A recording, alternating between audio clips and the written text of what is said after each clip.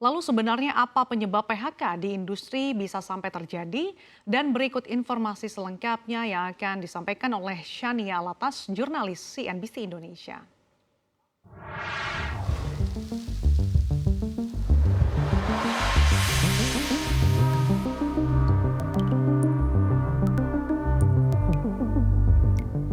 PHK di industri kini tak lagi terbendung, mulai dari industri tekstil, alas kaki, hingga mainan anak. Kira-kira kenapa ya badai PHK bisa sampai terjadi? Yuk kita ulas. Gelombang PHK massal di berbagai industri tanah air terjadi karena penurunan permintaan di pasar ekspor dari negara-negara maju seperti Amerika Serikat, Eropa, dan China.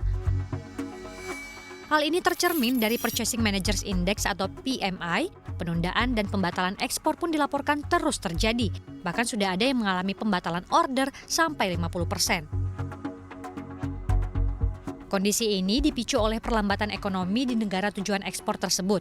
Ditambah hyperinflasi di saat musim dingin yang memaksa konsumen di negara-negara itu lebih mengutamakan membeli makanan dan energi dibandingkan kebutuhan lainnya.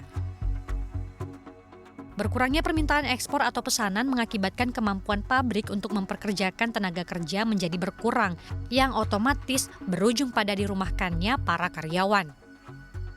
Saat ini, jumlah PHK di sektor padat karya Indonesia dilaporkan mencapai lebih dari 70.000 orang, berawal dari dirumahkan hingga karyawan kontrak yang tak lagi diperpanjang masa kontraknya dan karyawan tetap pun tak luput dari arus PHK. Kementerian Ketenagakerjaan mencatat per bulan September lalu telah terjadi PHK sebanyak 10.765 pekerja.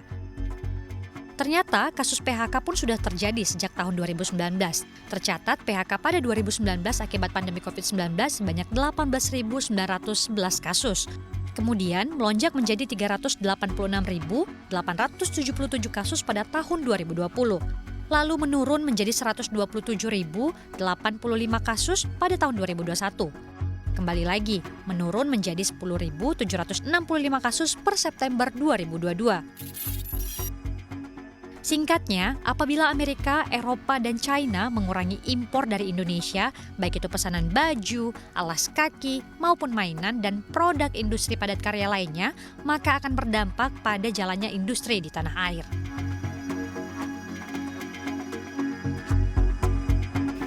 Nah, itulah alasan mengapa PHK bisa terjadi. Semoga industri kita bisa menemukan titik terang dan segera pulih.